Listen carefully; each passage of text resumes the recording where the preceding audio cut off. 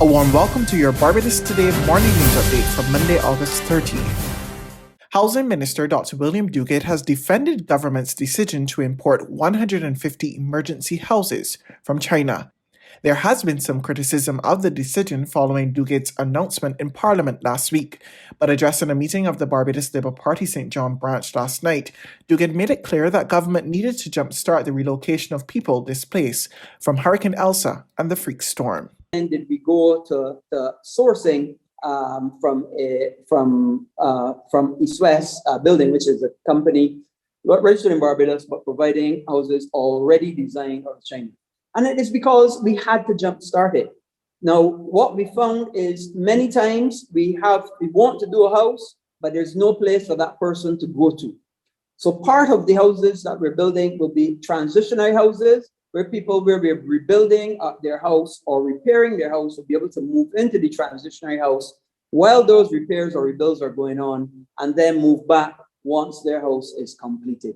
And what we are fully in agreement with is this will help us to jumpstart the work. It will by no means be all of the work, but it will certainly help us to go a long way to be able to get people back to where they were, to have a roof over their head. The minister also revealed that 90% of the houses which had been damaged by Hurricane Elsa have been assessed. So far, we've only completed 90%. And what we've found so far, and we expect that this will even change, we have 466 of those reports will be total rebuilds, and 1,075 so far will be repairs. And what we did is we looked at that, and I must tell you, we've completed in the assessments St. Peter, St. Andrew, St. James, St. John, St. George, and Christchurch. And we still have a few others in other parishes to be completed. So we recognize that it is going to be a mammoth task to get these houses repaired and rebuilt. And it is such a task that even although we would have started doing a tremendous amount of work already. Officials from the Ministry of Health and Wellness resumed community testing today following a spike in COVID-19 cases. Barbados recorded 92 cases on Friday. On Saturday, the country recorded its 49th COVID-19 related death and 50 additional cases. A 58-year-old woman passed away after spending 8 days in isolation. She had no underlying conditions and was unvaccinated.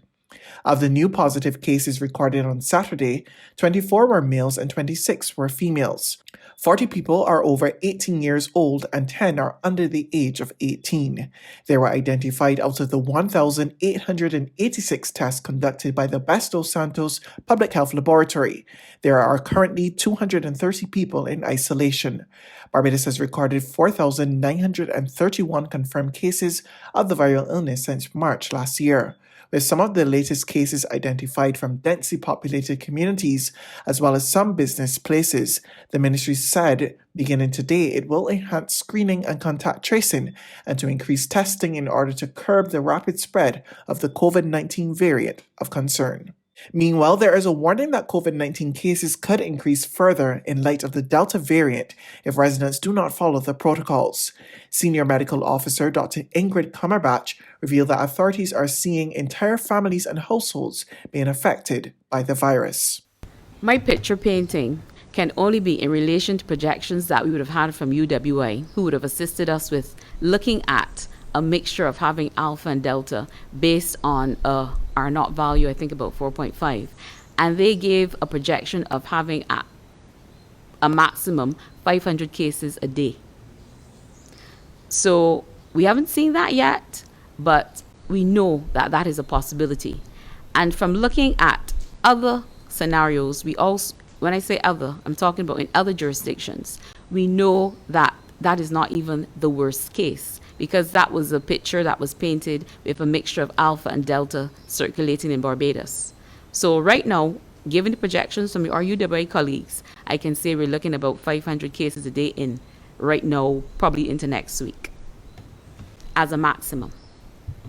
At the same time, head of the COVID-19 monitoring unit, Ronald Chapman, reported that more people are contracting COVID-19 in recreational areas and places of work. What is happening basically is that we as a country, as we feel comfortable with one another, as we feel as though we become familiar, we tend to drop our guard. So we are finding that COVID isn't spreading in the front office of the stores and supermarkets and so on. When persons interface with staff and interface with customers, there's the hand washing, there's the physical distancing, there's the hand sanitizing, the temperature taking. All of these protocols are in place, and we're not seeing persons become ill.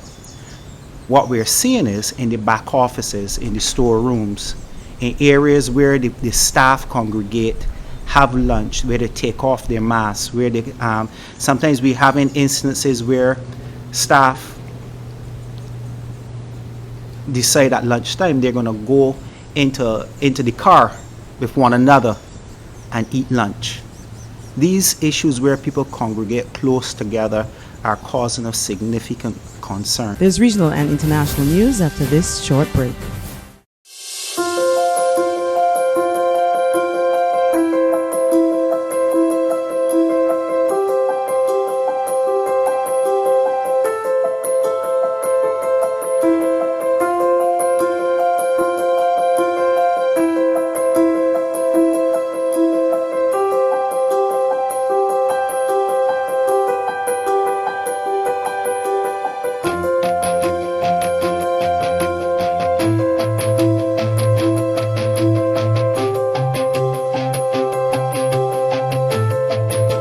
Barbados Today, news you can trust.